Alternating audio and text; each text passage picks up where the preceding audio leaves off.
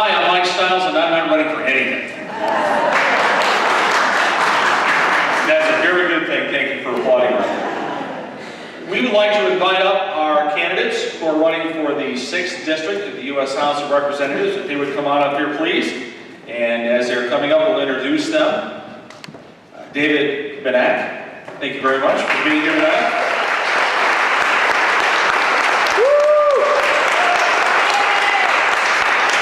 Rich Eichholz, did I get that right, Rich?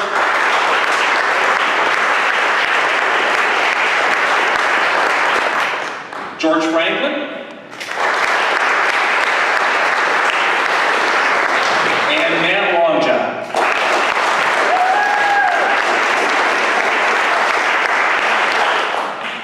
The candidates have been informed, but just to let all of you know how things are going to be working tonight, we have, who's our timer? Who's out here with the yellow card? Oh, great. This nice gentleman right down here. When you see that yellow card, it means you have 15 seconds to finish up. I've been told by Paul we have to be out of here by 8:30 or else no more food for anybody. I know, I'm just kidding. But we are going to try to be done by 8:30 so that way everybody can get home, spend the evening with their family, get online, check out more information, whatever it is that you'd like to do. So here's how the format's going to work. Our first question tonight, all of the candidates will have 2 minutes to answer the first question and introduce themselves. From there on out, they will have 1 minute and 15 seconds for every other question, and we'll rotate. So we'll go through a line. Whoever starts the first question, which will be David, the next person to start will be Rich, and so on through the questions. The very last question, candidates will have 2 minutes to answer. So that way they get a chance to give as much information as they can through all this. The microphones are live, so just pick those up, hold them up, so make sure everybody can hear you as you are ready to go. Gentlemen, ready? Okay. Audience ready? Moderators ready? Okay, I've done my homework, so here we go. Introductory question, and again, David will be the first one to respond to this. So here's your question. On what issue do you bring a unique expertise and perspective?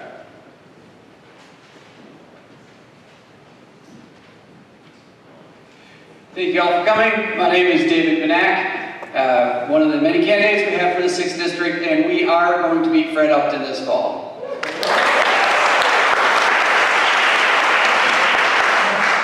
So where I bring a unique experience to this, I would say one issue, we'll talk about many, but one would be agriculture. So I grew up on a working family farm. I grew up working on that farm, working baling hay, cleaning out the dairy barns, doing the kind of things that you do on a farm every single day. That gives me a different perspective. That allows me to walk in the shoes of people who are in the rural parts of this district, the type of candidate we've not had in the past. And that's one of the reasons why I think I have the best opportunity to represent the people of the 6th District, because whether it's people who are working on a farm, whether it's people who are working in a factory, whether it's teachers, whether it's librarians, whether it's people who work from home, I have a working class background. I'm a teacher, I'm a union member, I'm an elected member of my, or elected representative to my union, which I think is the reason why I'm running and the reason why I can win. It's time that we had working people to represent working class Americans. And that is the main part of my goal. That's the main thing that I'm going to stand for. We get the corporate money out of the political system. We make every vote count equally. We let everybody get to the polls, and we make sure that there are no barriers to participation. You know, I worked on the Sanders campaign, and that's the reason why I'm running this race the way that I am. It's time that we had a grassroots movement to get out there and get the vote out to beat Mr. Upton. That's the only way we're going to do it, is if we get everybody motivated, we get the volunteers on the ground, we knock the doors, we get young people and old people and everybody in between, and we make sure that this is the time we come out to vote, we get people excited, and we do it a new way. That's what I'm running for, and that's why I want to be your representative.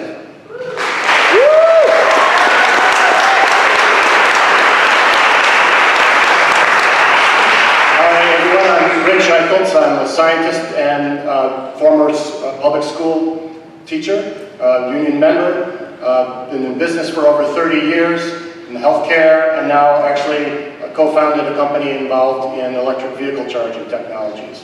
So I bring a unique perspective because I understand the relationship between infrastructure and education.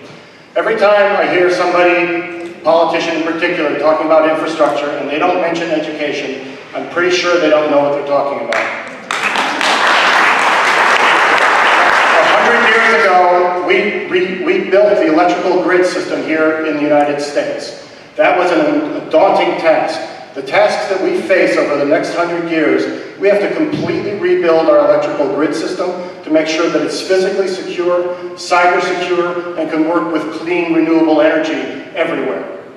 And we also have to make sure that we expand the internet system so that we have a broadband internet everywhere, in every home, every factory, and every farm.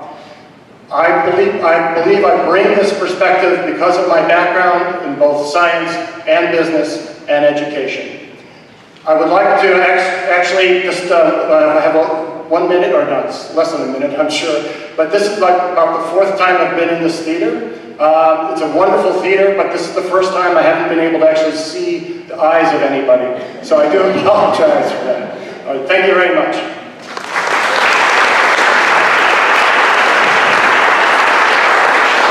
Thank you, Democrats, for being here tonight. My name is George Franklin. I'm going to Washington to stop Donald Trump and the Republican agenda. And we do that by winning this seat right here and now. I believe I bring some talents to this race in regard to the economy and to education. I was a corporate officer of Kellogg Company. I'm very proud of the company I worked for. It's a company that 1/3 of our profits went to the Kellogg Foundation, which is one of the great charitable institutions of the world. I also spent 11 years on the Western Michigan University Board of Trustees, where I learned a lot about higher ed and education and how to blend the economy and education. I believe that the growing disparity, the loss of the middle class, the growing gap between the rich and the poor is one of the fundamental issues facing this country. And we have to address that by helping create jobs, high-paid, well-trained people to supplement where we are now in this economy. And we do that between combining education and the business. I served on the board of Southwest Michigan First for years. I know how to recruit business. I know how to retain jobs. In my Kellogg life, I was also in charge of economic development. So I've been on both sides of the table. And I'm also very proud of the fact that I had 4 major unions that have endorsed me. United Food and Commercial Workers, the operating engineers, the Postal Service, and also the AFSCME, okay? So I built bridges. I know how to build bridges between labor, business, and education.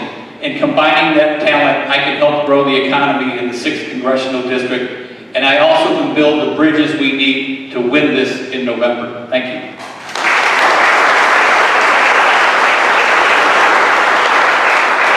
Good evening, everybody. I'm Matt Longjohn. Nice to meet you, although Rich said I can't even see you. I know you're out there somewhere. I'm a 5th generation resident of this community. In fact, family farm's not more than 15 miles away from here, near Vicksburg, Wisey Avenue. I can't see any of my 4th or 5th cousins out there, but I'm sure you're there. I'm running for Congress to obviously to flip this seat, to get Mr. Upton out of his seat that he's been sitting in for 32 years. And it's important that we do that because that's the best possible way that we can resist President Trump's agenda. Mr. Upton's been voting for President Trump 98.6, 99% of the time in terms of his votes. And we know that that's not what we want to see. It's not reflective of our values. And Mr. Upton is increasingly out of touch with what we want to see here in this district around the country. I'm also running for Congress to improve the health and quality of life of everyone in this district, and indeed families all over the country. And that's where my specific area of expertise comes in. Mike asked that question. And as a physician, first of all, I got to tell you, I'm the first member in 5 generations of my family not to be working on that family farm up in Vicksburg. I went to medical school after going to Kalamazoo College. As a doctor, I've been a different kind of doctor. I have a public health degree. I've been trained as an internal medicine doctor. But I've spent the last 20 years building community health coalitions and working on preventing illness in the first place. I've had to rewrite billing codes in Medicare. I've had to come up with different alternative payment models for community-based organizations to become reimbursed by Medicare for delivering preventive services. I was the first physician in 173 years to be at the national level at the YMCA as an officer there. And I helped spread across the country diabetes prevention programs, cancer survivorship programs, falls prevention programs. For that work, President Obama's White House identified me as one of the top 100 innovators in healthcare in America. And that's how we beat Fred. We have to go toe-to-toe with Fred on his record on healthcare and other issues. And I think that, as you'll hear tonight, I can bring the fight to Fred in November. Thank you very much.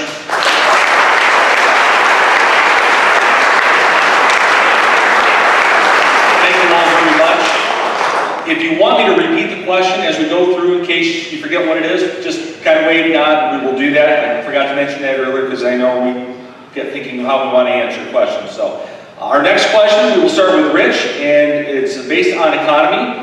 In light of the current wage gap, what is your economic policy?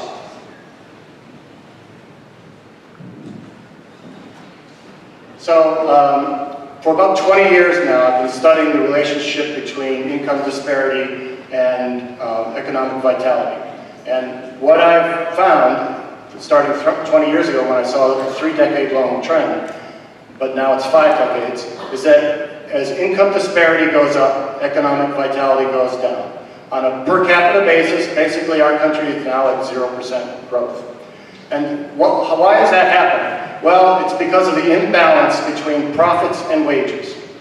We have to make sure that there are profits for companies because otherwise they can't survive, and we need money for investment. But at the same time, and equally importantly, we need to make sure that there are wages that are being paid so that people have disposable income to spend. Because we do absolutely have a consumer-based economy. And if consumers don't have money to spend, then that won't drive the economy. And what's happened over the last 50 years is that basically we have weakened labor and we have made it impossible for people on a minimum wage to actually live. So we need to raise the minimum wage to a living wage, and we need to strengthen labor and get rid of some of these right-to-work, so-called right-to-work laws. Thank you.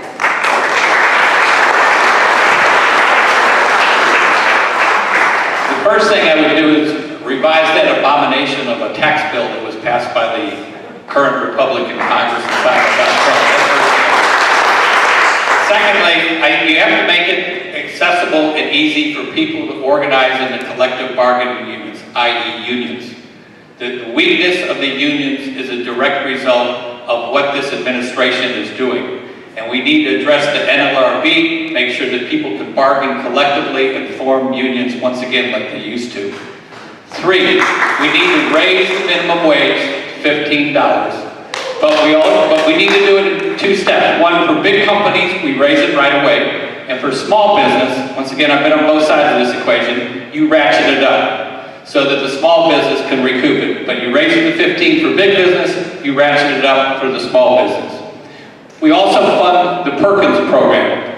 You may not know what the Perkins program is, but the Perkins program was started by former Congressman Carl Perkins, and it's vocational funding for schools in order that they can go back to teaching a trade and skills that are sorely needed to be filled.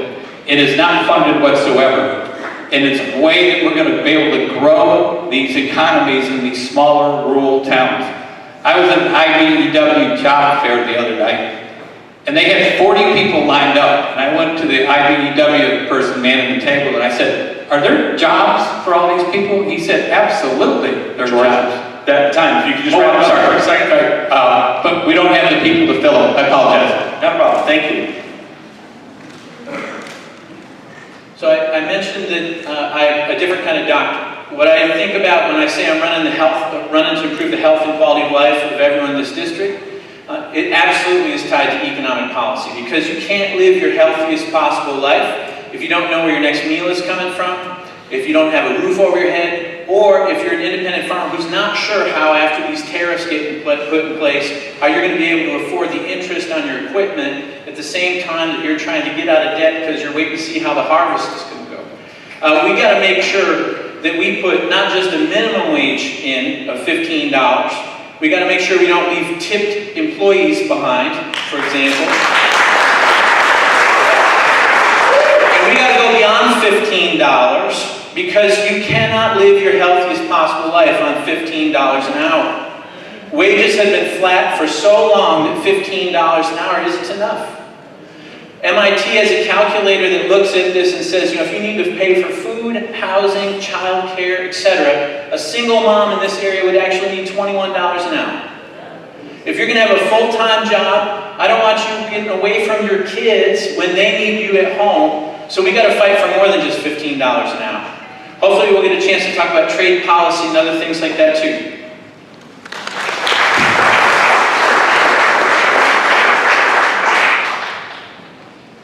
This is one of many that are going to be very complicated questions, and none of us are going to be able to answer effectively in a minute and 15 seconds.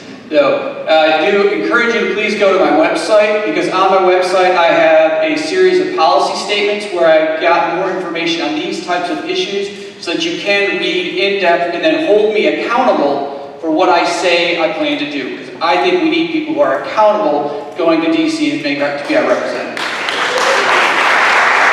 So how we look at this, the economy is an incredibly complicated and intertwined thing. We start with healthcare. We need a single-payer, universal healthcare system so every single person is covered.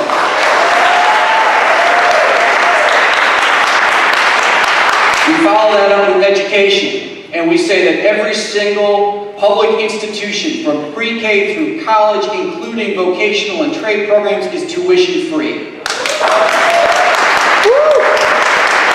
We raise the minimum wage to $15. We help small businesses make that happen with employment tax credits. And we pass a Wagner Act for the 21st century so every single worker in this country has the right to collectively bargain, has the right to organize, and has the right to choose their own leadership. That's how we make it happen. It's a big deal, but we can do it. Thank you.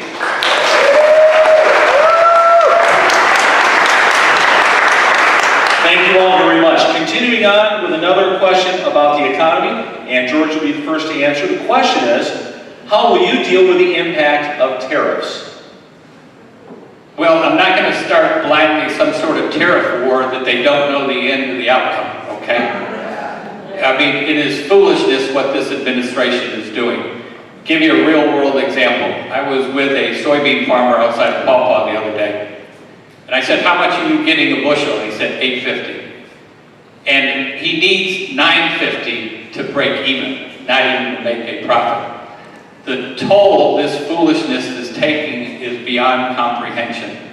We're not talking about creating a great America again. We're talking about creating 1929. That's what we're talking about. And so we need to stop this tariff war in its track. I, my Kellogg life, used to travel the world actually eliminating and lowering tariffs to export corn, value-added milled corn from the United States to facilities around the world. I know how to negotiate tariffs. I've done it. I've done it in Mexico, I've done it in Japan, I've done it in Korea, I've done it around the world. And what we need is a trade policy that induces the export of farm products, not inhibits it.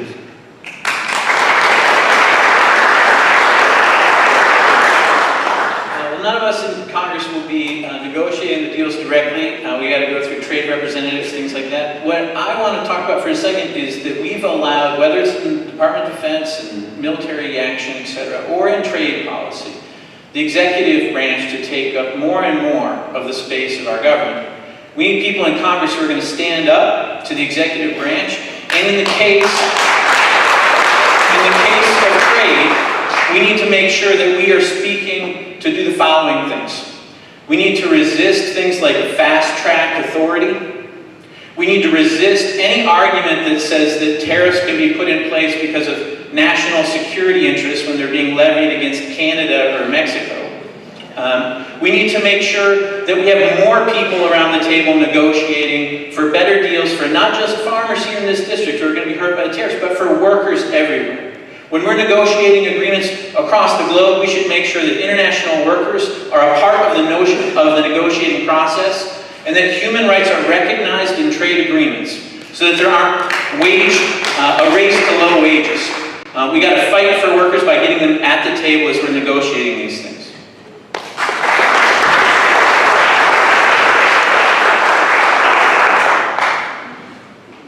We need to look at how we solve problems.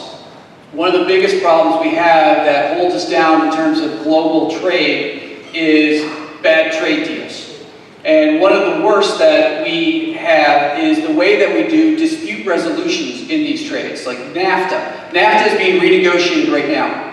And NAFTA has the ability, corporations can sue sovereign governments against their laws because the sovereign government's laws cause profits. What we have is we have more and more systems put in place where our tariffs, our trade deals are helping the corporations that are making the giant profits. We need to make sure that every single time the working people, the planet come first, and trade negotiations have to keep that in place. We have to put protections for our workers, we have to put protections for the environment, and we have to make sure that every economy thrives, because we know when we put trade deals in place when we put tariffs in place that are on the products that other things are made from, like steel and aluminum, it costs us jobs because we can't build cars, we can't build washing machines, or we can't build something else because the supplies become too expensive. We need to think about the long-term effects and solve the problems. Thank you.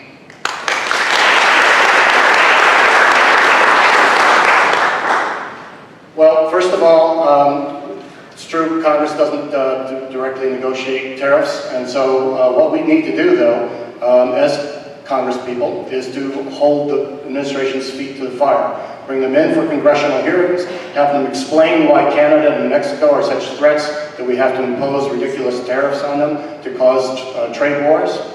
The other thing that we also need to do, though, is recognize that a lot of our trade deals are accelerating a phenomenon that was going to happen anyway, but it happened over more like a decade rather than 100 years, and that is basically the globalization of the economy. And that's given corporations here in the United States an out. So when the workers are asking for higher wages, there's a limit to which they can ask for them, because the corporation will go, maybe we're just going to move to Mexico instead.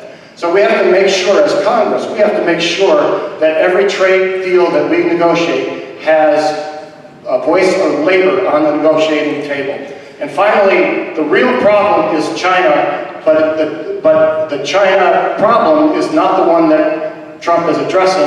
The China problem is theft and their deal making to ensure that they get patent secrets in order to do business in China. And that's what we should be addressing in China.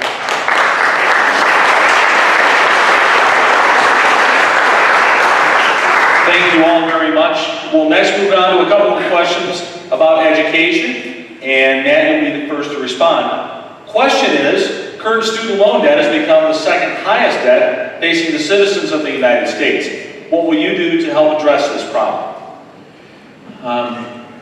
Don't have to tell me about this problem. I had $250,000 of educational debt by the time I was done with medical school.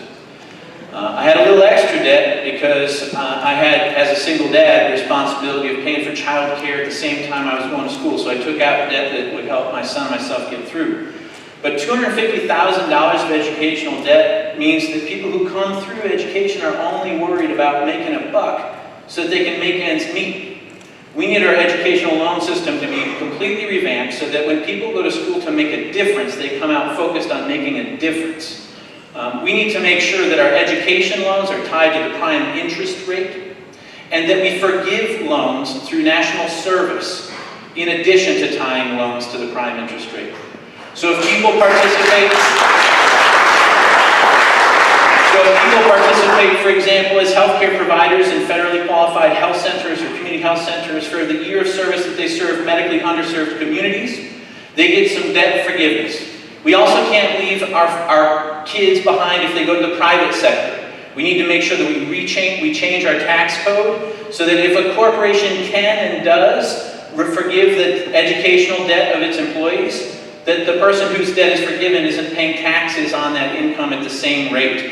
That would hurt.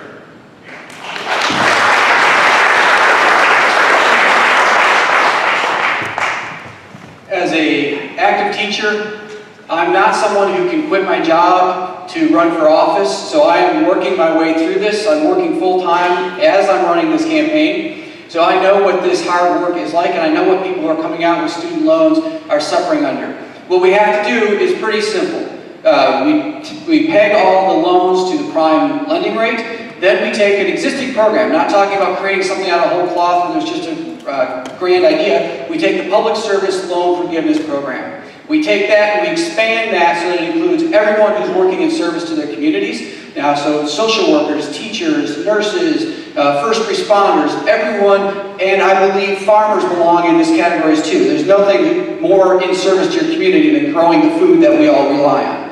So we make it so you work for 4 years, you pay your loans off, and then you are forgiven for the rest of it. And we have to recognize, as the question said, what are we going to do about the people who already have these loans? We have to make that same program retroactive to the people who already have the loans, who are out there in the workforce, who are struggling under that debt every single day, and that's how we move forward.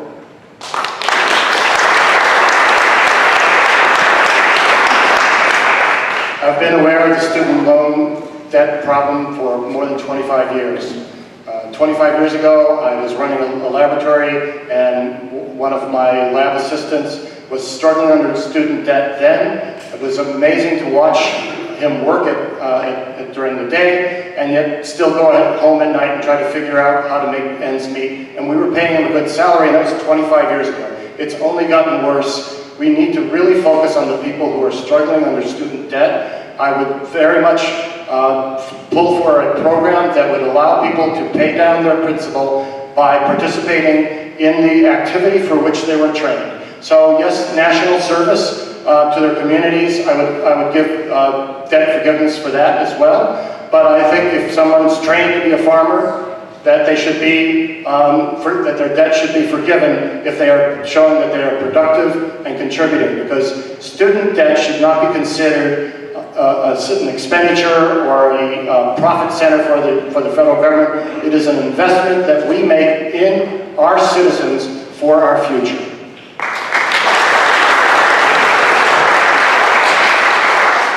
Okay, I know everybody's going to tell me as a member of Congress you can't fire Betsy DeVos, but boy, I wish I could. Boy, I think that's where I'd start with. It is very straightforward. You need to fund education. Your priorities are determined by where you spend your money. And I'll give you an example. I was on the Western Board for 11 years. During my time on the Western Board, approximately 75% of the funding for the school came from government.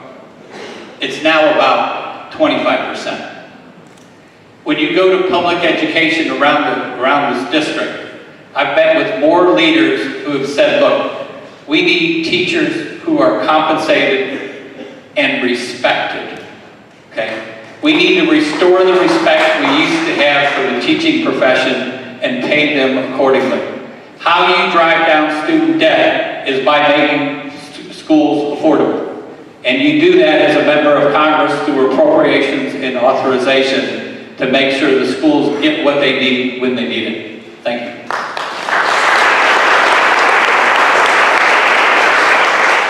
Thank you very much. Continuing on, another question in education, and David, you'll be the first to respond. What will you do to counteract the Republicans' push to privatize education in the United States?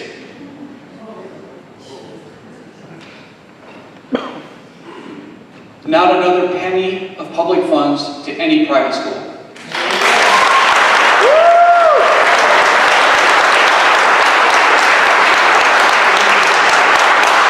That's a complicated issue. I know there's lots of different gray areas, like the case in Missouri. It was a year or two ago where there were federal funds being used to pay for a playground equipment, and they were saying, well, it's a church school, but these are federal funds so kids can play on a playground. That's not a good enough excuse. If you want to send your kid to a private school, then you send your kid to a private school and you pay for it. And we make that possible because we invest in our own public education, and we make it so every single student in this country has the ability to go to a world-class public school, just like I was able to. I went from kindergarten all the way through graduate school in public school my entire life, and I was lucky enough to get a world-class public education, and that should be easily available to every single person in this country. We could do no less.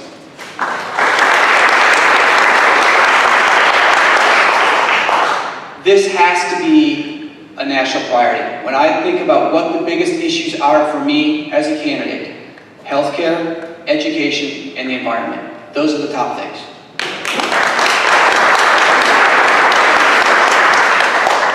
I grew up in the Hyde Park neighborhood of Chicago. Went to school in what most people would consider one of the worst neighborhoods maybe in the country.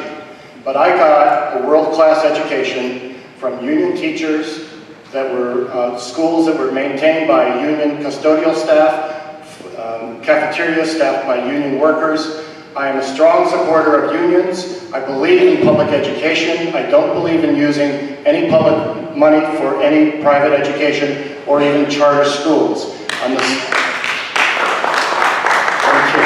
the subject of charter schools, I understand, I mean, Michigan is maybe leading the way in charter schools, and some of the data that more recently has shown that some of the charter schools are actually performing better than they did originally. But I still think that leaves the people behind who don't have the parental involvement, who don't have the other resources, and I think the best way forward is for us to have schools centered on the community, funded by public money for every student and every parent. I do not support just shutting down charter schools, but I want to make the public schools the best option so that people and parents and children choose to come back to public schools.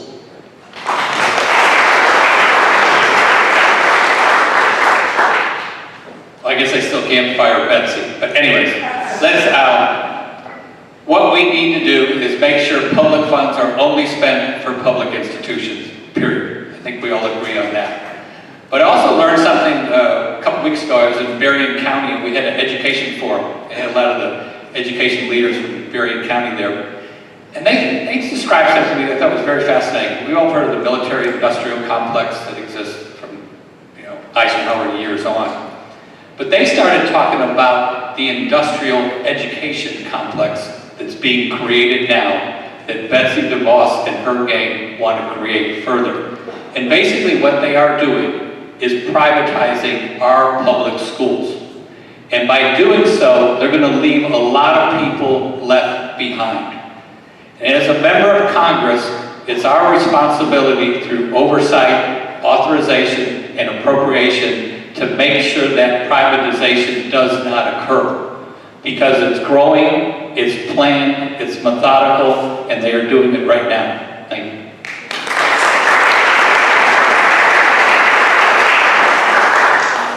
I agree with my colleagues. Not one penny of your taxpayer money should go to for-profit charter schools or private schools. It just doesn't make sense.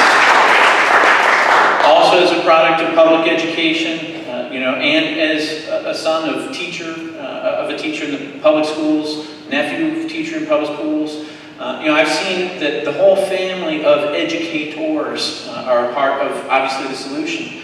We need to make sure that through the National Education Association, labor in schools, that we're protecting the good jobs and the voices of teachers to push back, because they don't want the schools to be privatized. What George is talking about, where the corporate lobbyists have kind of come in and started fighting for the testing industry, right? Or for the building contractors that are building the private schools, advocating to take dollars away from public education. We need to make sure that our collective bargaining rights are protected in the education system. Another thing that I think that we can do is bring other kinds of money into schools to help sustain them. If you connect school-based health centers to funding streams like Medicare and Medicaid, you can actually help support things like school-based health centers, nurses, counselors, and put the community back into the school. But we have to fight against privatization of education everywhere we can.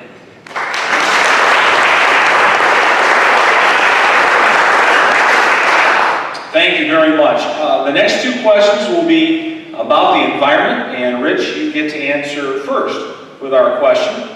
What is your plan to impact climate change, and improve the environmental quality of this district and the country?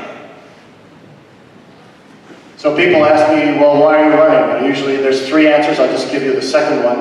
And that is in 2010, Fred Upton became chairman of Energy and Commerce. I was excited. People have called me naive. I thought he's not a climate change denier. He's all about business. These two things belong together. We can jumpstart our economy by focusing on clean, renewable energy, transforming our energy grid system, and moving our economy straight forward. Instead, what did he do? Just basically double down on fossil fuels. My program and my plan is to build an education and infrastructure jobs program that will get our economy moving for everybody without leaving any children behind. Make sure that we have an economy that is vital and revitalizing our local communities, that it works for everyone, protects the planet by converting to clean renewable energy, and also essential to the economy is providing for universal health care, because even as Matt acknowledged before, health care is related to the economy. If we're not healthy, we can't have a productive workforce. Thank you. Climate change is the most important environmental issue facing the world, literally our existence. A couple of specific things I would do is, one, I'd restore the CAFE standards that they are now in the process of eliminating. And I'd go back to the Obama air emission rules that they are now dismantling. But there's a couple of fundamental issues. We need people running the EPA who believe in the mission of the EPA.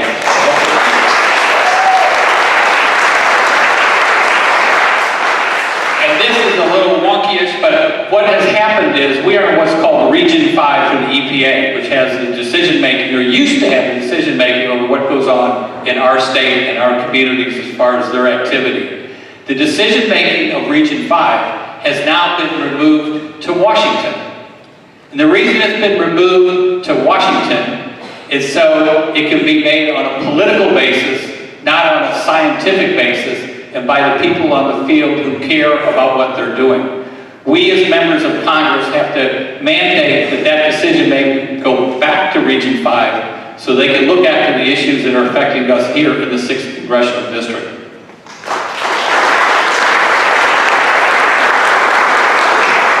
Like all the questions, this is another one where you can't answer it possibly in a minute, 15 seconds. I'll start at the top. You can't live your healthiest possible life in a toxic environment. What you're seeing in Parchment, in Cooper Township, is a result of Fred Upton's failed leadership, a lack of voting to protect our water rights, our human rights to have clean air, water, soil. He's got a 16% voting record from Clean Water Action, and he has the nerve to stand up there and say that what he's going to do is call the EPA and organize how the federal government's going to help our county commissioners who are out there handing out water in Parchment. We have to protect our water by funding the EPA's science agenda. We have to protect our environment by making sure that we don't let congressional committees or the EPA bury science around PFAS or other contaminants. Beyond water, we go to air. We have to go back to those CAFE standards that George talked about. I support the CCL, the Climate Change Lobby's platform, where you basically can take petrol-based and carbon emissions and basically put them up for trade, fee and I'm missing a word, sorry. But the Climate Change Lobby basically puts behavioral economics into the game, where consumers start supporting healthier environments too.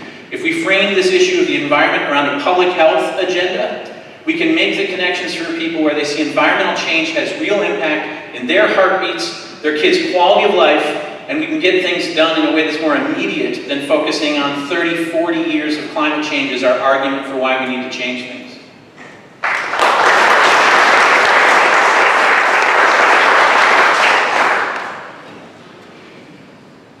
I am very passionate about environmental issues, and that's one of the policy statements I've written.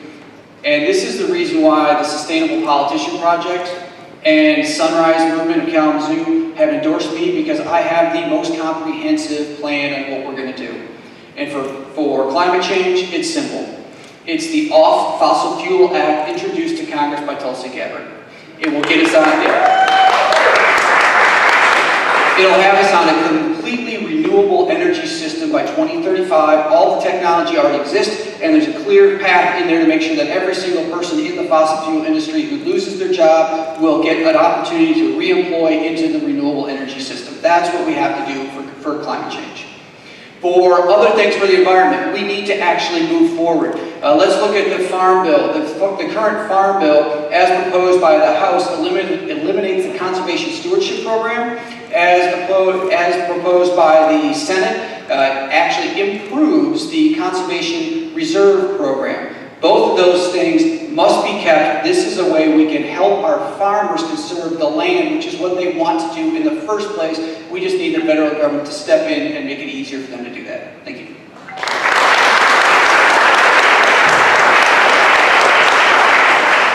Thank you all very much. Continuing on with another question about the environment, and George will be able to answer first.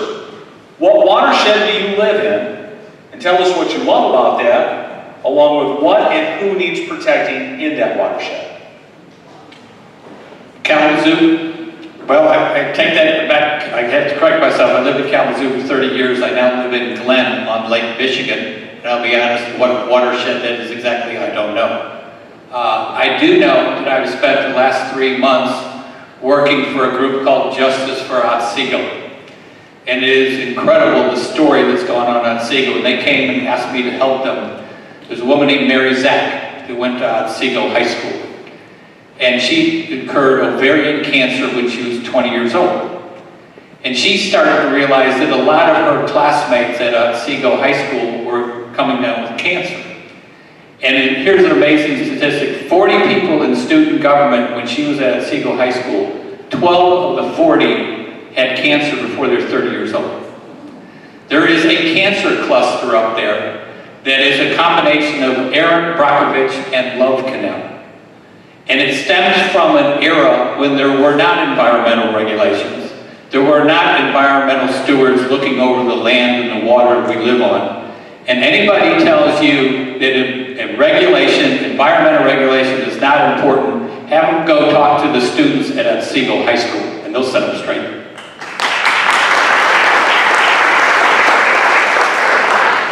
Mike, you had a 3-point question, and I would love you to repeat that, please. Certainly. First of all, what watershed do you live in? And then tell us what you love about it, and what and who needs protecting in the watershed. Great. My family farm actually backs right up to the Portage River, which drains down here into 3 rivers, and then all the way actually through South Bend on St. Joe River. That's where I raised my kids in their great-great-great-grandparents' house. I live in Portage now, so not in that watershed. The Kalamazoo River is my watershed. Regardless of which watershed I'm working in these 6 counties, this is my home. So this is where my family is, and everything I love about family in this community is part of the reason why I'm running. What I would do to protect our watersheds and our water in general goes back to the question I was addressing before. We need to make sure that we fund not just the EPA, but through cooperative agreements, fund state departments like the DEQ to keep up with the science. PFAS contamination was only discovered as a carcinogen basically like 10, 15 years ago. It's not like lead. We haven't been testing PFAS for 40, 50 years. We need to keep up with the science.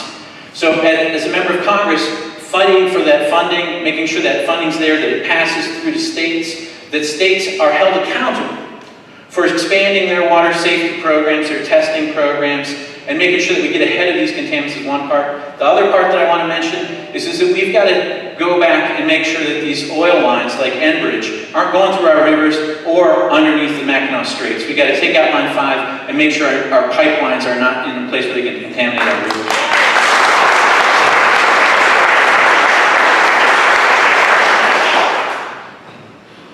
I live in the Kalamazoo River watershed, and it is a great place for all of the outdoor sports, hiking, camping, canoeing. It's really fun to canoe just up behind Arcadia, the new brewery. They've got a great canoe launch where you can park your canoe there and go up and have a beer. It's a pretty good combination.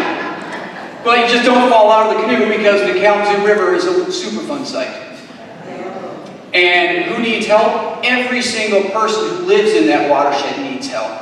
This is the place where Enbridge dumped oil into the water and said that they didn't even know what was going on and let that spill take place. One of the largest inland oil spills in the nation's history. And we still let them operate Line 5. I mean, what kind of insanity is that? You know, when I first learned about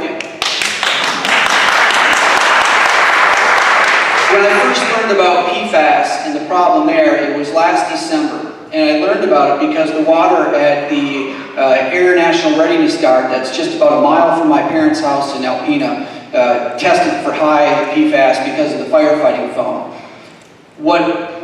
So the first thing I did once I saw that article is I pulled up Google Maps and looked at it, because my parents live about a mile from that base. And the only thing that separates their house from that base is about a mile of wetland. And that PFAS has gone into the groundwater. And the state's response was, well, we'll test it again in the spring. That's what's happening in Parchment, that's what's happening all over the country. And it's not because we don't have science, it's because we have people sleeping at the switch and we have corporate lobbies buying our EPA. That's the problem.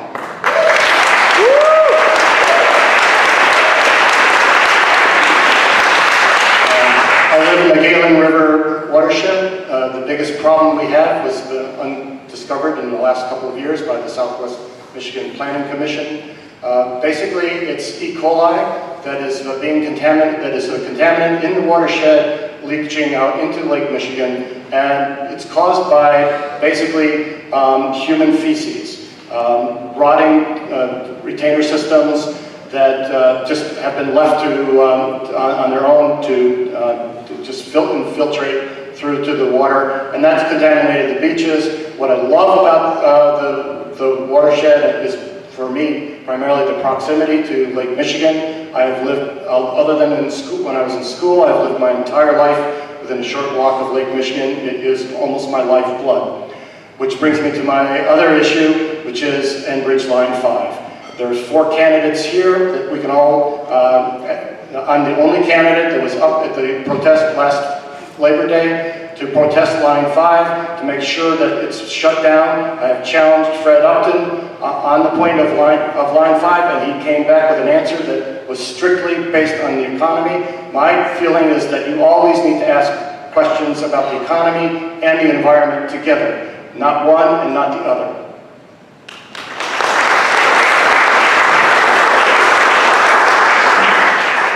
Thank you. Our next set of questions are, the topic is equity. And Matt, you will have the opportunity to answer first. In light of the recent Supreme Court decisions, what is your policy on LGBT rights? And should licensed businesses have the right to offer or deny their services to LGBT individuals? My position on what the federal government should be doing is expanding, going back to what the Obama administration had in the Civil Rights Division of the Department of Justice. President Trump has gutted the Civil Rights Division, and so all kinds of protected groups are no longer as protected as they need to be, including LGBTQ individuals. I think that beyond identifying LGBTQ individuals as a protected class in both federal and state law, that we need to have the Department of Justice funded and with Congress providing oversight to make sure that they are able to meet their mission. Equity is a huge topic. If that's the umbrella for maybe another couple questions here, I'll set the stage by saying that there's a difference between equality and equity. Equality means that we come up with policies that work for everyone equally well, is the idea. But that doesn't help if you've been left behind, if you're in a vulnerable class of people who are discriminated against because someone won't sell you a wedding cake. We need to make sure that we protect people's rights by going beyond just the standard response that, well, it's all equal. We need to do more for those with fewer rights or for those who belong in a protected class.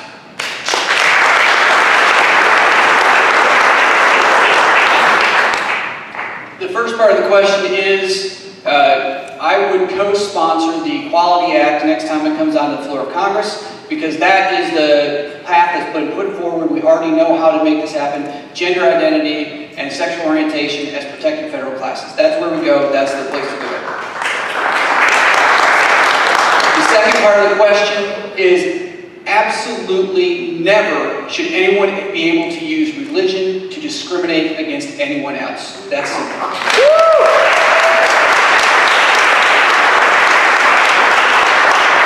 And the Constitution is completely clear on this. There has to be a total firewall between government and religion, and allowing that to happen is absolutely unacceptable. So what we have to do is we have to make sure that once we do the federal protected class, that means that the titles that in the Civil Rights Act will apply. That means that LGBTQ parents will be able to adopt. It means that you'll be able to get a home, you'll be able to get a job, you'll be able to keep all those rights as soon as you get them. You don't have to worry about your future.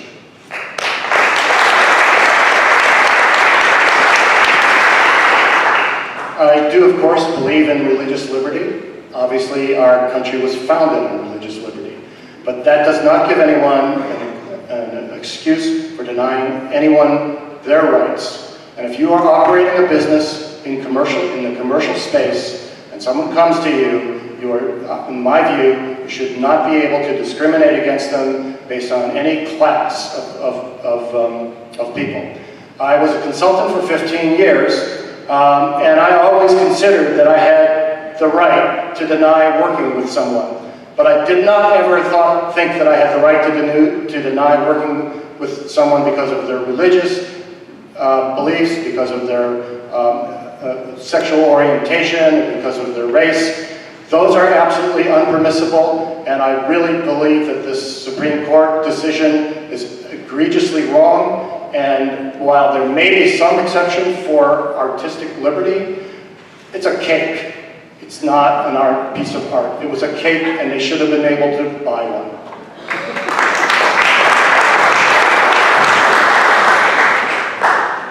Gay rights and marriage was monumental. But the problem is, sure, gays can get married on Sunday, but they can get fired on Monday and evicted on Tuesday. That is not right in America. It should never be allowed to stand. There are two competing cases now wending their way through the courts of appeals for the definition of sex and whether it includes sexual preference or not. I would support legislation. If the courts aren't going to fix it, we need to fix it. Sex includes sexual preference when you're talking about civil rights in this country, because people shouldn't get fired or evicted because of their sexual preference, period. I also don't believe that religion should ever be used as a cover and excuse to discriminate. That goes back to the Civil Rights Act of 1964, when people were claiming religion as an excuse to discriminate against African Americans. So the definition of sex, either legislatively or judicially, needs to include sexual preference and all the rights that go with it accordingly.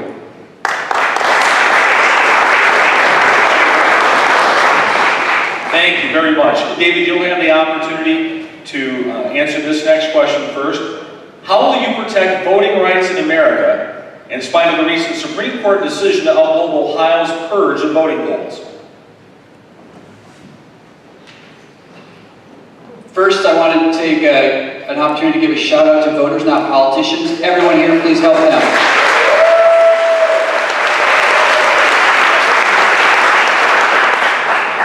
We know that the state legislatures draw the lines. That's why we have the problem with gerrymandering that we have. But what we need to get back to recognizing is that the U.S. Congress sets the rules to how those lines are drawn. Congress declared that you cannot draw districts based upon race. So in Congress, I will sponsor or co-sponsor any piece of legislation, any policy that is going to say you cannot draw lines based on partisan affiliation either. That's what we do. Something else we can do that fits into this same category, we need to expand our electorate. And I will push for legislation that says for universal voter registration, everyone turns 18, they have to opt out or they become registered to vote.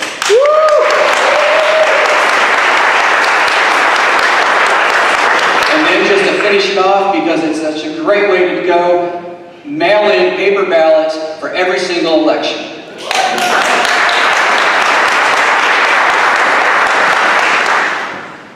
As a scientist, I like to base my opinions on fact, not fiction, not alternative facts. And here's a simple fact.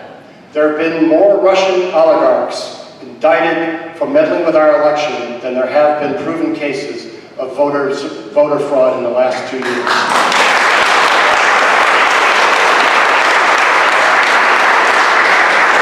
We need to stop all of these laws that are intended just simply for voter suppression. I grew up in a family and in a neighborhood that treasured the vote. We always thought everybody should vote and increase the vote, not suppress the vote. I would actually, in Congress, support any bill that would prevent voter suppression. And first of all, we need to restore Section 5 of the Voting Rights Act so that the districts and states that have demonstrated historical problems with voter suppression laws have to prejudge before they are permitted to pass a law.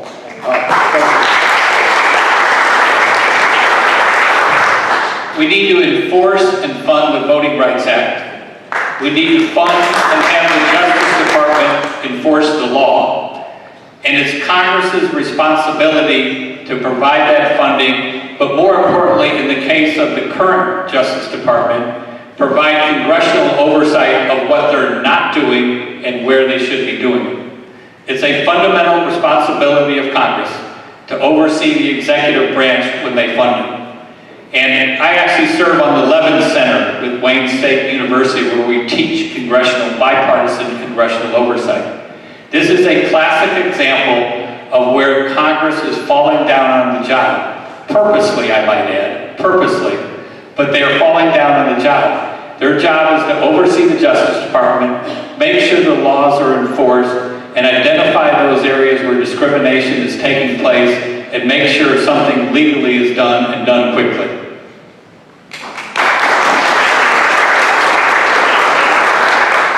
First, most directly to Mike's question, I agree with Rich. We need to restore Section 5 of the Voters' Rights Act. I think that we have to tweak some words to make sure that we can get it through the next court test, but we absolutely have to go back in there. Beyond that, I would like to pick up on where others have left off here a little bit. I think that to have a truly representative government, we don't just have to fix the way our census data is collected and applied to gerrymandering, but we have to fight for our fellow citizens in Puerto Rico and Washington, D.C. We have to make our government representative of all people. We also need to make sure that we fight back against the corporate influence in our economy, our elections, in healthcare and education. By making sure that the FEC is funded to do its job, we have to take dark money out of politics. Every dollar in politics should be transparent. And we need to make sure that as members of Congress, that we provide oversight over the FEC to make sure that that's how it goes. Right now, too many members of Congress are at the trough, like our own Fred Upton, who's 90%, 85, 90% of his corporate dollars sometimes is campaign war chest from corporate PACs. There's only one of us up here who's had a super PAC come in with dark money. I'll let you do the research.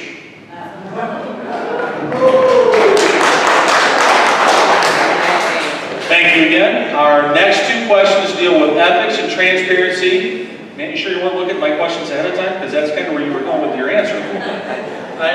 Just kidding. Rich, you'll have the opportunity to answer our first question. Taking into consideration the Citizens Fund ruling, what is your policy on campaign finance transparency?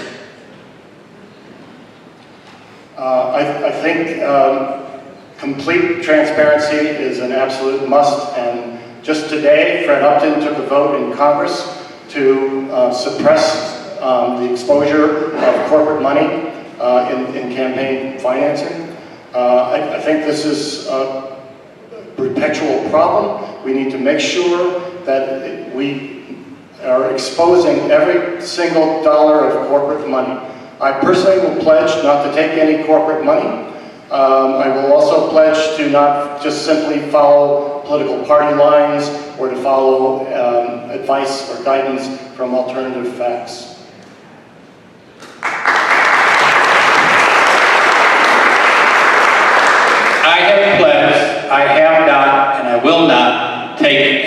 take corporate PAC money, okay? You can look at my file.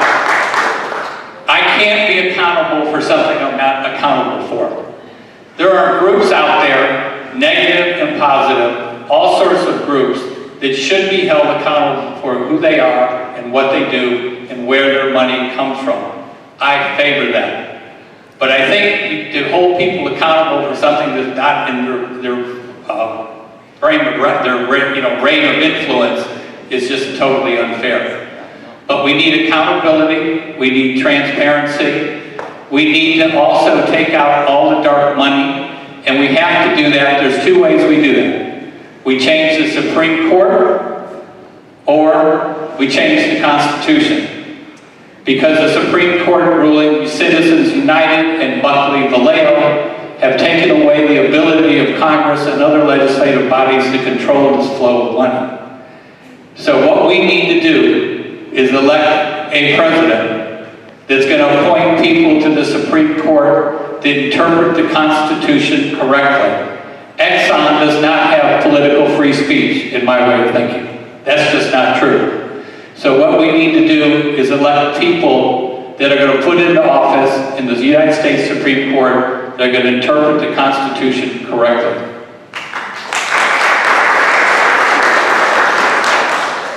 We should take to the federal level some of the state and local pilots that have given small dollar donors, individuals, real people, greater and greater voice in the political process.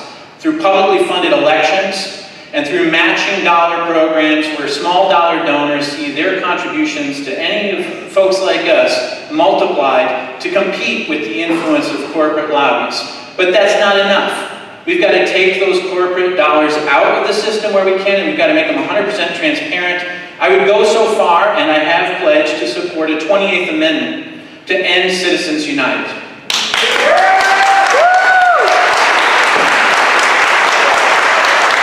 I haven't seen any rules that say I can't push back a little bit, but George is being disingenuous.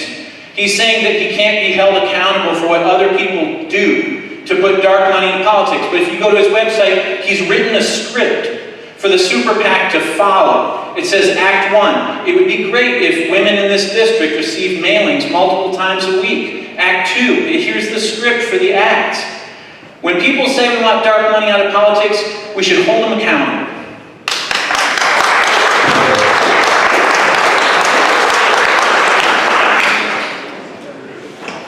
As somebody who's endorsed by Justice Democrats in Brandon,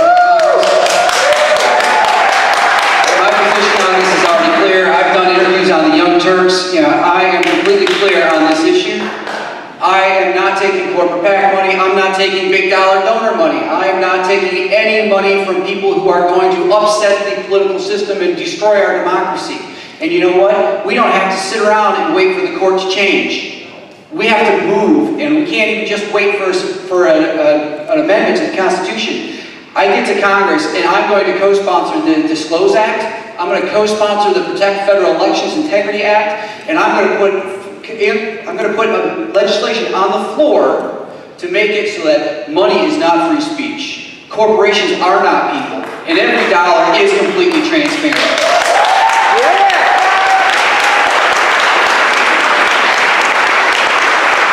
Because it is way too late for us to be waiting around for somebody else to make it happen. It's time that we all got together. Every single one of you has to pressure your legislature. Whoever wins, whoever's there, you have to write the letters, you have to make the phone calls, write the emails. You cannot let anyone go. They need to feel the pain of these bad decisions they're making, and they need to be there to represent you, not the big dollar donors.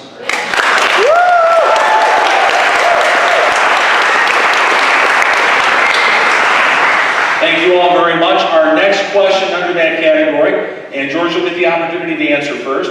What is your plan to regularly and effectively communicate with your constituents? Well, first of all, I'm going to have a town hall meeting with real people, and not just do it on the telephone.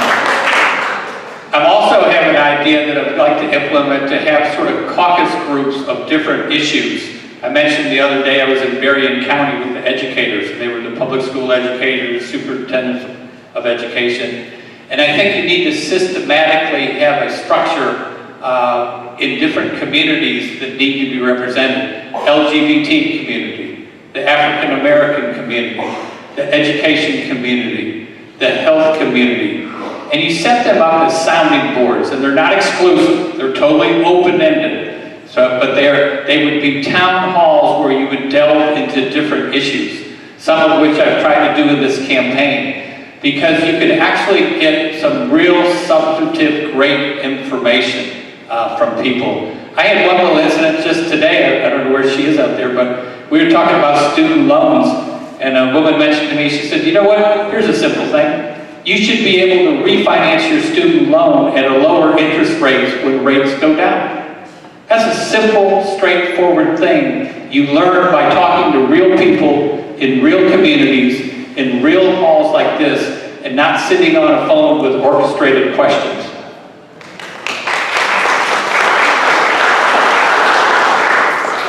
When I left medical residency, I ended up getting involved as a community organizer in Chicago, creating coalition after coalition after coalition to get various things done. On gun injury prevention, for example, I organized in the health community to get doctors involved in gun injury prevention.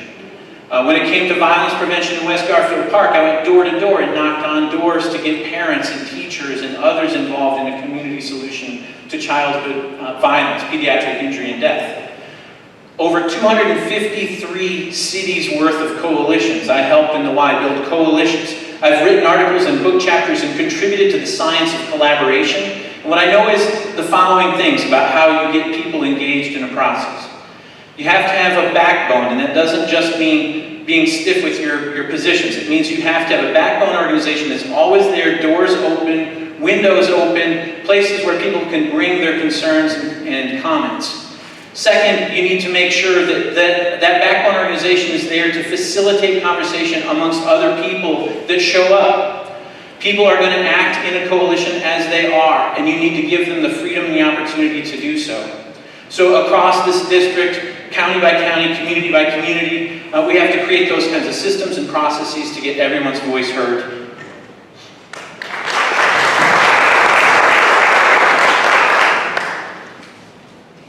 I will do the same thing I've been doing on the campaign all along, and that is meeting with people wherever they are and holding town hall meetings. Not just saying I'm going to hold them. As the campaign, we have held 20 in-person, live, open, public town hall meetings. As a matter of fact, the second one of the campaign was just down the street here in Three Rivers. I've taken the town hall pledge. For me, a town hall isn't something where you sit behind a telephone or behind a computer and just answer the questions you want. I stand in front of the audience and answer every single question that people want to ask. Now, I've been here for the River Country Solidarity meetings. As a matter of fact, going back to one of the earlier questions, I love the icebreakers that they always have at the beginning. My favorite one ever was, what is your political fantasy? Mine, maybe I'm just kind of boring. I said publicly funded elections. So, more of that. And one of the things that I have really enjoyed the most on the campaign, and one of the things that I think has been the most instructive and most useful, besides knocking on doors, and we've knocked on about 50,000 doors so far, is going to local government meetings, whether it is the city commission meetings here in Three Rivers or township board meetings in Martin Township and Allegan, going to those meetings and seeing what people are struggling with in their own communities, learning what people need. That's what I'm going to do as your representative in Congress.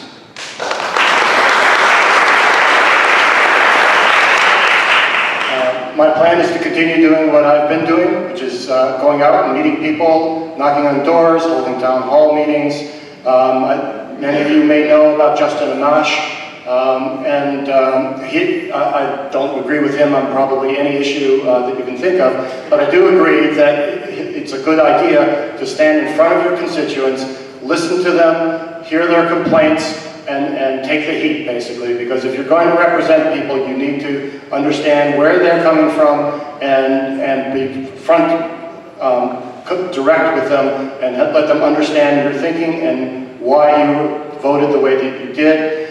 Also, need to be able to gather information on a consistent basis, making sure that I'm always out in the community, meeting people where they work, where they live, And just finally, I know it doesn't sound like a big, huge deal for a lot of people who wouldn't be able to take advantage of it, but I've seen that it's actually pretty effective that in Congress, when Congress is in session and I'm in Washington, I will have on a regular weekly basis on a given day, say Tuesday at 8 o'clock, breakfast for anybody in the district to come and meet with me, because I've heard lots of people complain that they try to schedule meetings with Upton, and then when they get there, the meeting doesn't happen.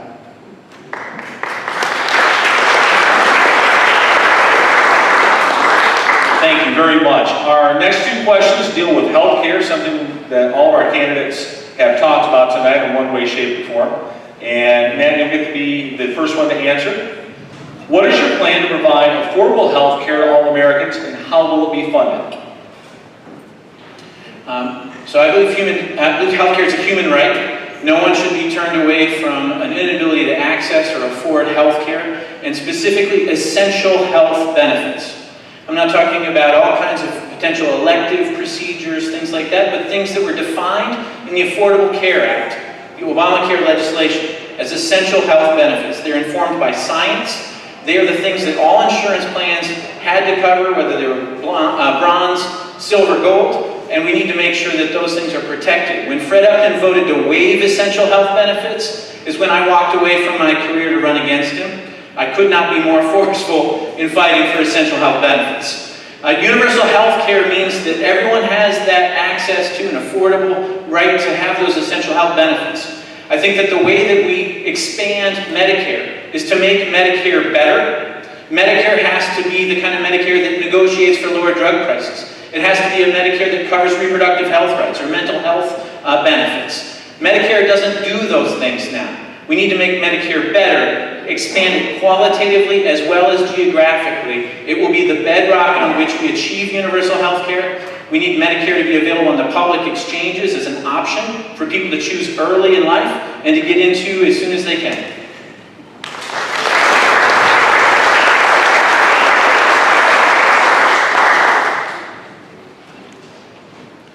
I will co-sponsor and vote for and make sure it passes House Resolution 676, expanded and improved Medicare, single-payer universal health care for every single person in this country.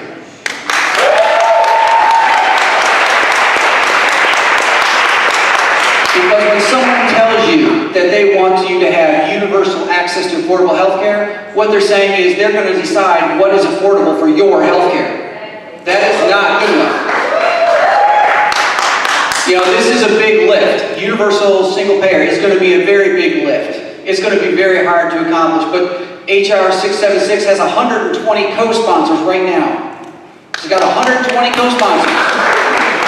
And it's sitting in committee, and it's never coming out of committee until we win the House. So we need to win the House. We're going to force that on the floor. We're going to vote for it. We're going to pass it.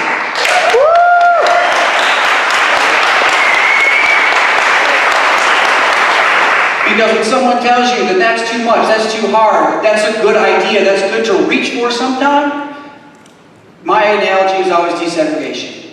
If you think desegregation is a good idea, a good thing to reach for, we'll get there. Well, we're never going to get there unless you fight for it every single day. Single-payer universal health care is the civil rights issue of our time. Thank you.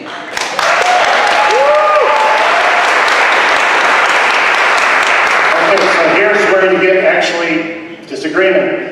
After 30 years of experience in the healthcare business here in the United States and over in Europe, I can tell you that universal health care is the explanation for why the rest of the developed world has better healthcare outcomes than we do at half the cost.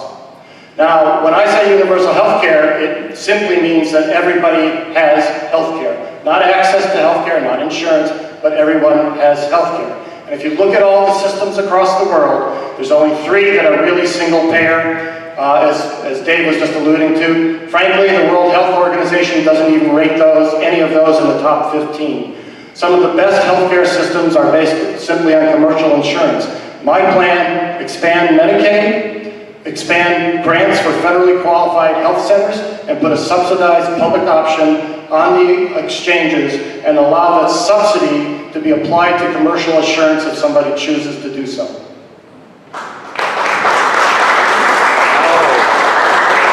I support President Obama. The quickest way to get health insurance coverage to people in this country is to restore Obamacare back to where it was. And how we do that is we, one, reimpose the individual mandate.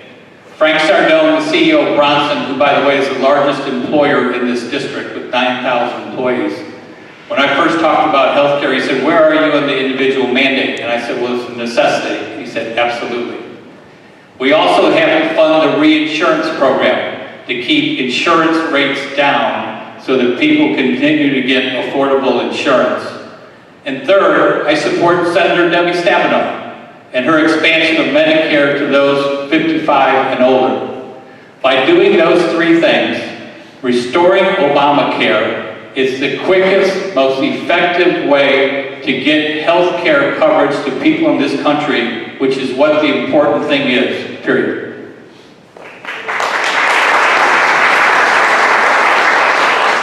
Thank you very much. David, you will have the opportunity to answer our next question first. Continuing on with health care, how will you protect a woman's right to control her own health care decisions?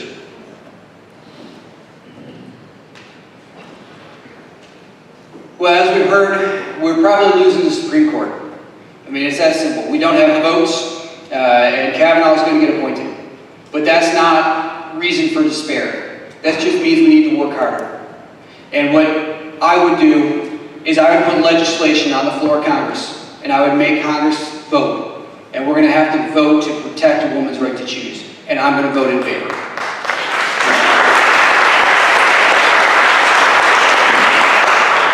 And I will support Planned Parenthood every single time I get a chance to do so.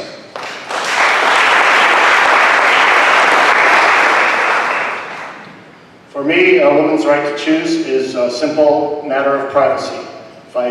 If we don't have control over our bodies, I don't understand what privacy means. So yes, we are in danger of losing Roe v. Wade. I think it's pretty obvious what the intention here is. And so we will be faced with this in Congress and each of the state legislatures. So we need to make sure that we are voting for people who will protect a woman's right to choose. I will do so. I would also like to make sure that people understand that, because I do think there's a lot of misunderstanding about Planned Parenthood. I hear, a lot of times the talking points about, the federal government funds Planned Parenthood. And honestly, all the federal government does is to reimburse Planned Parenthood for services they perform, and none of those services for which they perform are they reimbursed by the federal government for abortion. So I think that a lot of the tension and pressure on Planned Parenthood is based on misunderstanding, and I will work to try to clarify that misunderstanding.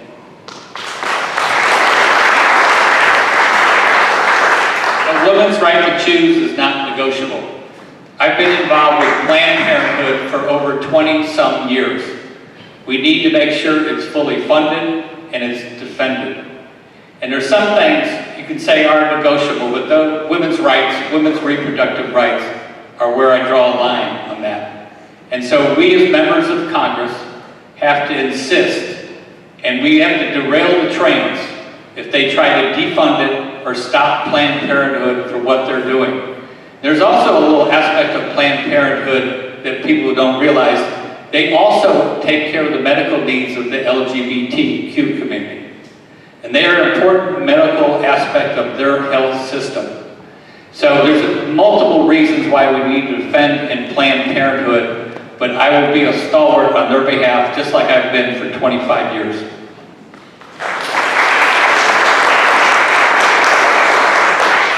I'm also undeniably and unapologetically 100% pro-choice. As a doc, as a healthcare provider, I knew what my role was. It was to provide facts, information to people who are making sometimes the hardest decisions that they've made in their lives around family planning, reproductive health rights. There was a line that we did not cross even when you were on the bedside, working with families to help them make really difficult decisions. And there's no way that government should be involved in that decision. I would go one other direction with this. We need to be able to fight against what we're seeing in Texas, what we've seen State Senator John Croce introduce, which was to put a regulation around Planned Parenthood to treat them like surgical centers that have shrunk the number of Planned Parenthood and women health providers in Texas down to just a mere handful of providers. We can't just fund what exists. We have to protect and help them become ubiquitously available to women and families who are making very difficult decisions. I did not answer the second part of the last question. I have 15 seconds. The last question was, how do you pay for health care? I want to point out that the community jobs program I led at the Y saved Medicare billions of dollars. We can save Medicare money by being more effective in health care.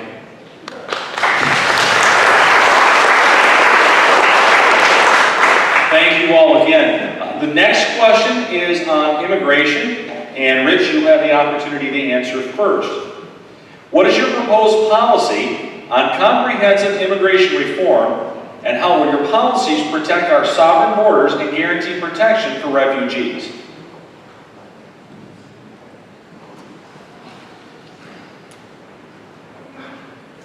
I believe that our country has had the right attitude about immigration for most of its life.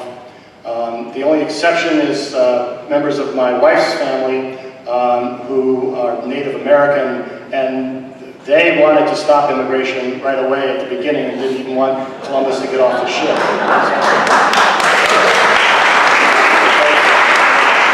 Every generation has faced an issue of immigration, and every time we've benefited by allowing immigration into our communities, welcoming families and people who are at the ends of their, struggling to keep going. And that has benefited our culture and our economy every single time. I believe we need to continue that welcoming policy. I do believe in strong borders. I'd be willing to spend $25 billion securing our border if it actually secured our border, but a wasted wall is just a wasted wall. I would not support any money spent on the wall, and he can get the money from Mexico as he promised everyone to do.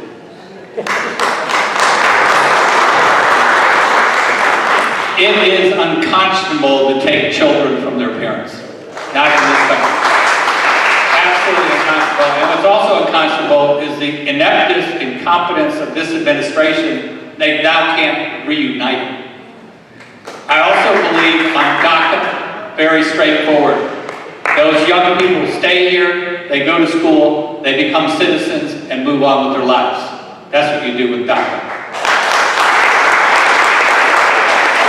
There's a lady with a torch sitting in New York Harbor that ought to tell us what's right and what's wrong. We know in our guts when we see what's right and what's wrong. Separating children, DACA, icebox, aspects like that are not what we are or who we want to be or what we're known as. We're better than that, and our immigration policy has to reflect that.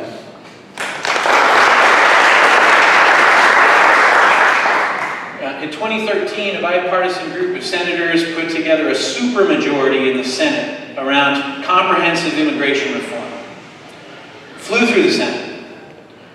It never even got brought up to a vote in the House because the senior Republican leadership in the House didn't want to give the Obama administration a victory.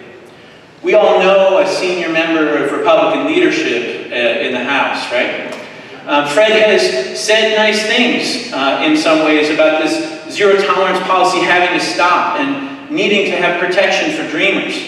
But if you look at his votes or his inability to cast a vote, to put the full weight that he wants to tell us about as one of the senior, longest serving members of the Republican House to bear, he's not matching his record to his rhetoric. We should go back to that 2013 bill and we should modernize it in a couple ways. We should make sure that this zero tolerance policy that's been put in place arbitrarily by the Trump administration is completely forbidden from coming back in regulatory or administrative rules. But everything from border security to expansion of the agricultural and student visas was in the Comprehensive Immigration Bill of 2013. There was pathway for us to get that forward, and we just need to have people with guts in Congress to move it.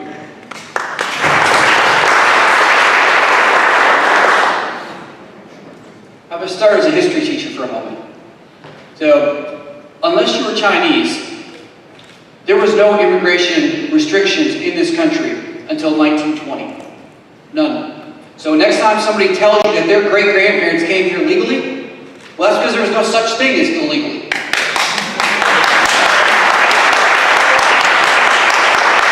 Our country has had a very, very difficult and very racist immigration policy since the beginning, since we excluded the Chinese to in 1920. That new regulation we put in was a quota system because we were worried about the undesirable Southern and Western Europeans coming in and changing our culture. We've had this problem for a very long time, and it's time we do something about it. And what I would say is let's go and take a page from Reagan. It's the only time I'm going to say that. In 1986, he granted amnesty to people who had been here for 4 years, who'd come into the country illegally, if they'd been here and not gotten in trouble. I argue we do that again today, and we keep it in place.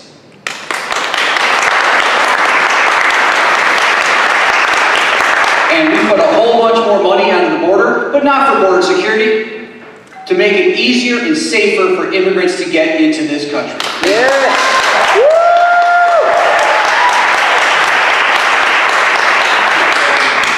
Thank you all. The next two questions deal with international relations, and George will have the opportunity to respond first. What is the most important foreign policy issue facing our nation? War. We've been at war for 19 years in Afghanistan. There is no end in sight. There is no plan. It's our Vietnam. It is a corrupt government that the people don't support, that we as a country have propped up militarily. And does that sound familiar to a place called Hanoi years ago in Vietnam? What we need to do as a Congress, one of our most fundamental responsibilities, is take back control of the ability of the executive branch to wage endless war. These are real people. These are real lives. This is happening under our watch. You hear nothing, they say nothing, they fund it, and it goes on and on and yet on. 19 years later, we're still there in Afghanistan, and there's no end in sight.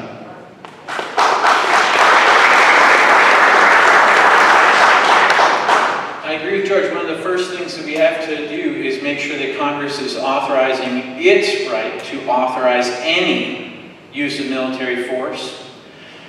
The reason why war is increasingly the biggest problem is because it's become increasingly the only option. President Trump has gutted the State Department. When I talk about healthcare, I talk about prevention, diabetes prevention, cancer survivorship, things to help avoid illness. We're not avoiding war when we cut our diplomacy, when we limit our Secretary of State from doing her job, his job, or the agency to negotiate with people all over the world. We are leaving ourselves fewer and fewer options. And the folks who are profiting on this are that military-industrial complex. We're seeing Fred Upton, who's never taken a vote to authorize the use of military force, also advocate for things like a missile defense battery at Fort Custer. The data say that a missile defense system is rarely, in ideal circumstances, effective. Yet we're going to create more billions of dollars of infrastructure by putting money into the Department of Defense that we don't need. We should be putting that money back into the Secretary of State's agency, the Department of State, and making sure we negotiate our way out of these things in the first place.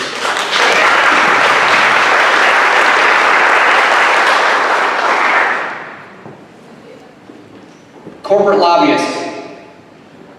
It is, because corporate lobbyists, particularly for the fossil fuel companies, for the beginning, they're destroying the planet's environment, which is causing destabilization around the entire globe and starving entire nations and putting us into a position where we've left the Paris Peace Agreement, or the Paris Climate Agreement, and this is destabilizing the entire planet. This is causing further militarization, And we are further and further down this hole because these corporate lobbyists for the fossil fuel companies have bribed our Congress and are forcing us into more and more wars so we can go around the world and take oil from other countries. That's what we need to stop. If we do that, we can actually get a handle on our foreign affairs. We need to think about how we are going to bring democracy back to the people in the United States instead of having our military-industrial congressional complex, which is what Eisenhower actually wanted to call it, continue to push us into unnecessary and interventionist wars, which we're involved in every single day, and that's what we need to stop. But the only way to stop it is stop listening to the corporate lobbyists.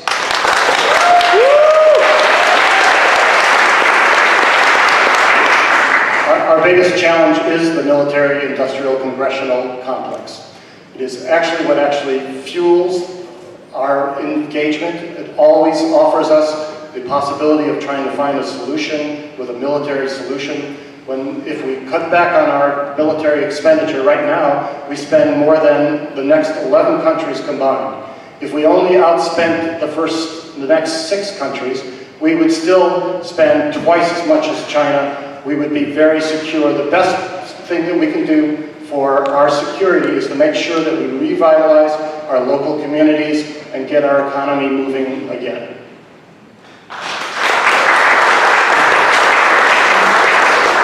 Thank you very much. Matt, you'll have the opportunity to be the first responder to this question. How will you support our diplomats and restore a positive morale to our State Department employees? I'm really not reading the questions from the last one. You know, the last question, I went into this, right? We have to make sure that Congress provides oversight into the Department of State, not just the Department of Defense. To restore funding and authority back to the Department of Defense, we have to follow the money. We have to go into the Department of Defense coffers and make sure that after the first ever audit of the Pentagon is completed, that we take dollars that are not useful in the Department of Defense and put them upstream into diplomacy. We need to go back to the question earlier today about education. We need to make sure that those student loans, which were part of the first question, are recognizing that diplomats are providing that national service. We need to expand through multicultural education the opportunities for people to learn not just new languages, but a trait and skills in diplomacy and reward them for going into that field. We need to make sure that as we go into these conversations with international partners about peace agreements or environmental accords, that we put people first so that the diplomats are proud of the work that they're doing. They see themselves in the solution. That means that in cases where we're negotiating, for example, in the Middle East, putting people first means recognizing the human rights of people in Gaza and the West Bank, fighting for a two-state solution. The United States is abdicating its responsibility as a broker of peace.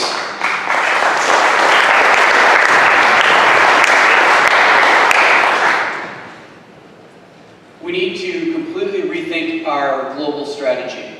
Right now, it's a war-first agenda. We need to get to a place where we truly do have a war-last agenda. We need to have diplomacy as our very first way that we deal with international problems. And if we want to have diplomacy as our very first way, we have to respect our international agreements. Stay in the Paris Agreement, protect the Iran Agreement, make sure that we are respectful of our NATO allies. We have the ability to do something grand on a global stage, and the way we do that is through diplomacy. We need to allow our diplomats to actually go out there and do their job instead of allow the president to unilaterally have a meeting with a foreign head of state with no one else present other than a couple translators.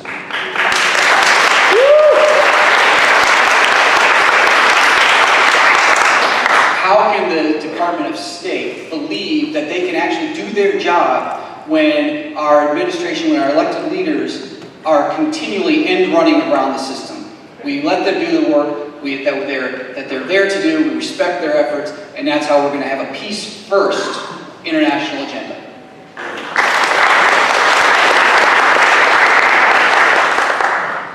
We absolutely need to make sure that we see the military solution as the last. Look at our record. Our record of intervention has been disastrous. We've not done well in the Middle East, we've not done well in Asia, we've not done well in South America. So the first thing we need to do is respect other countries and make sure that we are working with them diplomatically. We need to make sure that we aren't unnecessarily riling up our allies for spurious political reasons, such as the Trump administration has been doing. I mean, seriously, if you get the Prime Minister of Australia to hang up on you, you've really got some problem. And finally, I don't understand why Canada could possibly be a security threat to us. Thank you.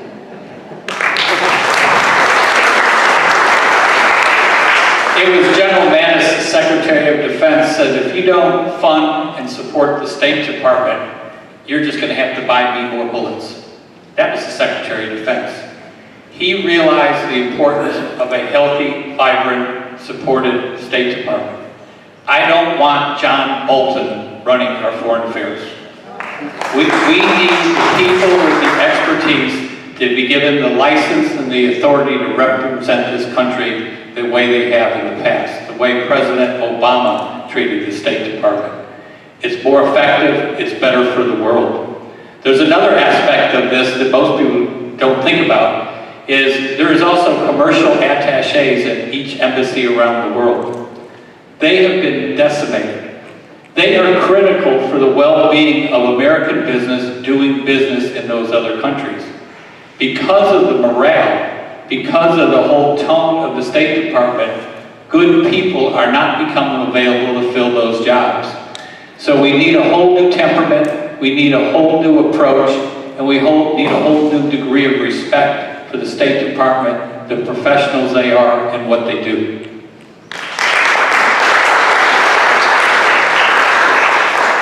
Thank you all. We've come to our last question of the evening, and a reminder for the candidates, you will have 2 minutes to answer this last question. And David, you get a chance to be the first responder. What makes you the best candidate to defeat Fred Upton?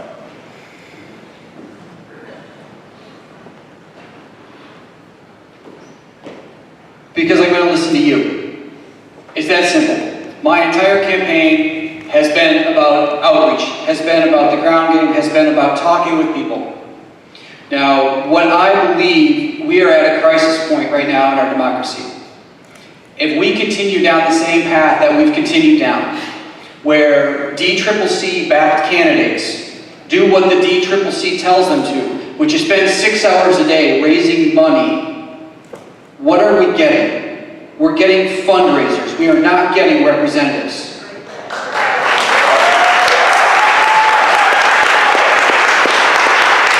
If we want to restore democracy, we need the people back involved. And the only way that's going to happen is if we have working people representing working people.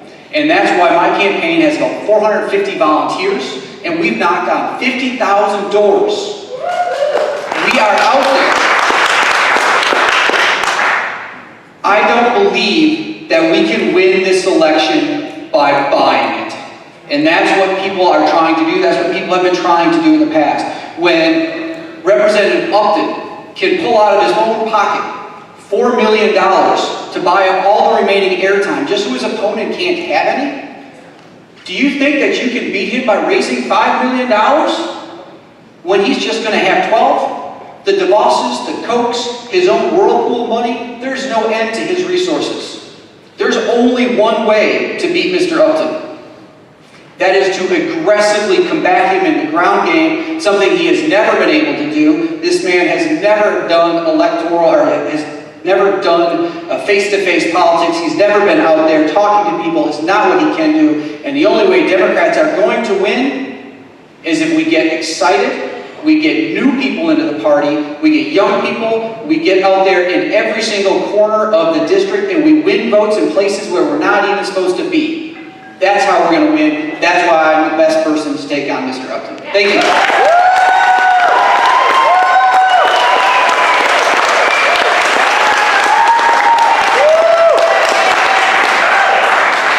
Just as a reminder, I'm Rich Eicholtz, scientist, running for U.S. Congress. In the fall, Fred Upton and the rest of the Republicans are going to run on the economy. And they have a pretty good story to tell. The GDP is increasing, the unemployment rate is low, and consumer spending is up. So we are going to need a candidate that's able to talk to Fred Upton and the rest of the congressional Republicans, and yes, Donald Trump, if he comes in here, to explain that this story, while it sounds good, has complications which make it actually really disastrous. So for instance, the growth in GDP, that's in part due to a spike because of countries being afraid of the tariffs coming on, and so they've upped their purchases. In May, the soybean exports went up 50%. There are other problems with the argument as well. I won't actually go through them tonight because one of Fred Upton's representatives is here, and I don't want to give him like the whole playbook. So, but here's what I will tell you. In this election, there's only one way for a Democrat to win, and that's by doing two things. One, we have to turn out every single Democrat that we can possibly do. We need to ride this blue wave, excite it, get everybody out there, and that's going to take somebody that's willing to put, and not afraid to put, the fact that they're a Democrat on their yard sign.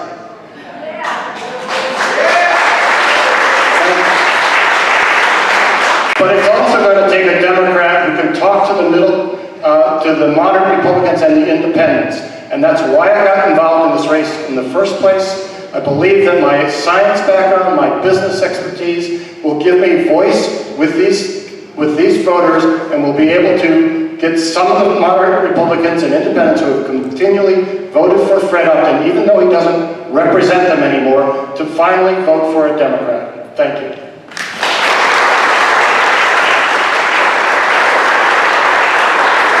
I will beat Fred Upton by putting together the coalition that adds up to victory. I agree with Rich. There's a blue wave. It's not a tsunami. This is a lean Republican district. That's the reality. I agree with Rich. We've got to get independents, and we have to give what's left of moderate Republicans and give them somewhere to go.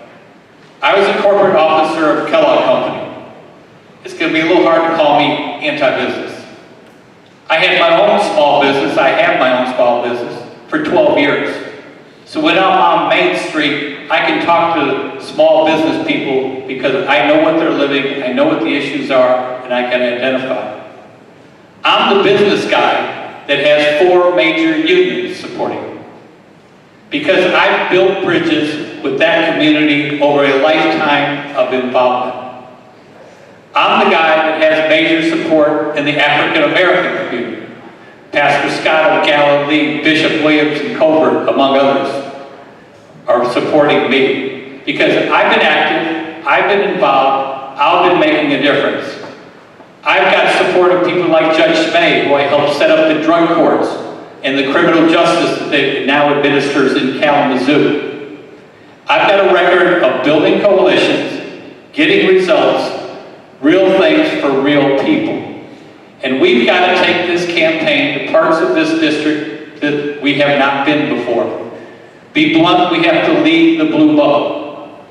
And we've got to go and give those parts of the district, whether they be big business, small business, African American, LGBTQ, we need to give them a place to go, and I'm the candidate to do that.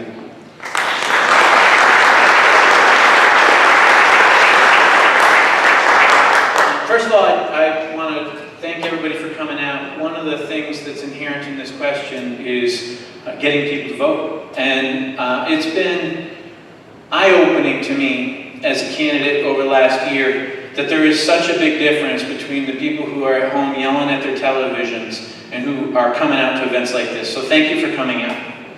I think that the reason why I'm the best candidate to beat Fred Upton boils down to a couple things. One, I have deep family roots here. I've been all over this district for my whole life.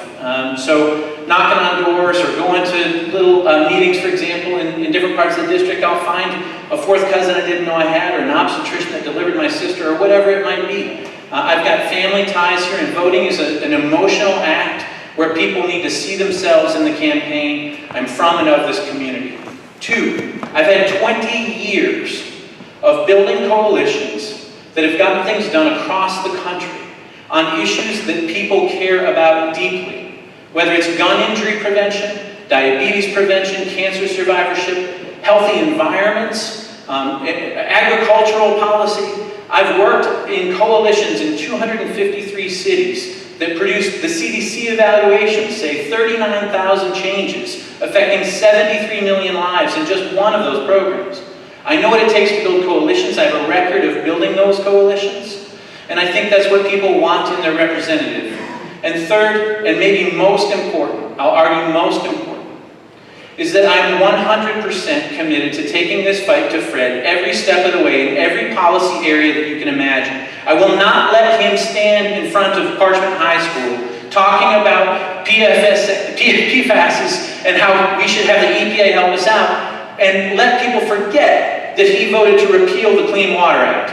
I can go toe-to-toe with Fred on healthcare, on transportation, on agriculture, on education, on healthcare policy. I haven't contributed to his campaigns or hosted fundraisers for him in my house. So I think that these are the reasons why I can win in November. Thank you.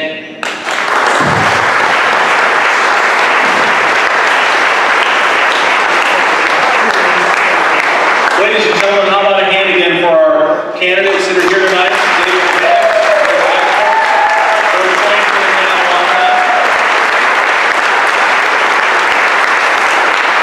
Thanks again to River Country Solidarity and the St. Joseph County Democrats for co-hosting the event and all the goodies that were out there tonight. If there's still some, please help yourself. Thanks to Daniel Moreland and everybody here, the theater, the staff, for letting us use this wonderful building here in Three Rivers for a wonderful event like this. Thank you all for coming out. Again, please get informed before you head to the polls next week. Make your vote count. Thank you very much.